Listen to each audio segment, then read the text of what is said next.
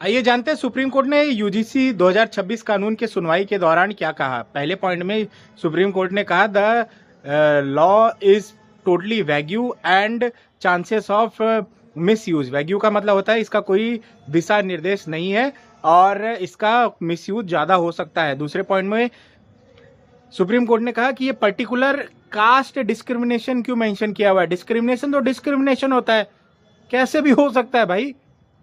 Discrimination का मतलब ये होता है कि जैसे कोई नॉर्थ इंडिया का बच्चा साउथ इंडिया में पढ़ने जाता है या साउथ इंडिया का नॉर्थ इंडिया में, और जहाँ पढ़ने जाता है उसके साथ कुछ दुर्व्यवहार या फिर डिस्क्रिमिनेशन होता है, ये भी तो डिस्क्रिमिनेशन है। कास्ट डिस्क्रिमिनेशन ही क्यों वहाँ पे पर्टिकुलर मेंशन किया हुआ है। और लास्ट पॉइंट में सुप्रीम कोर्ट ने ओरली ये कहा कि भाई यूनिवर्सिटी और कॉलेज में सबसे बड़ा प्रॉब्लम रैगिंग का होता है। रैगिंग को लेकर इसमें क्यों नहीं कुछ कहा गया? रैगिंग को लेकर इसमें कुछ नहीं कहा गया है। और मैं आप सबको बताना चाहता हूँ, चेताना चाहता हूँ, सुप्रीम कोर्ट का काम सिर्फ इतना सही है, किसी भी लॉ अगर बन गया है कोई लॉ तो उसको देखना कि सही बनाए कि गलत बनाए।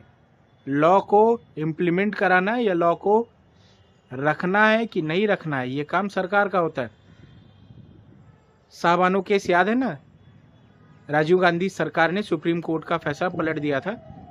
हमारे 2018 में नरेंद्र मोदी जी ने 56 इंच का सीना रखकर सुप्रीम कोर्ट का ST/SC कानून का जो दिया हुआ फैसला था, जिसमें यह था कि बिना जांच की गिरफ्तारी नहीं की जाएगी, लेकिन 56 इंच का सीना रखकर नरेंद्र मोदी जी ने कानून को पलट दिया था, यानी कि फैसले को पलट दिया था। उसी तरह से इस बार भी हो सकता है भाई कि 140 इंच का सीना रख के कचर दे इस फैसले को और हम आप देखते रह जाएं। वैसे सुप्रीम कोर्ट ने जवाब मांगा है और कमेटी का गठन करने के लिए कहा है। 19 मार्च को देखते हैं क्या होता है।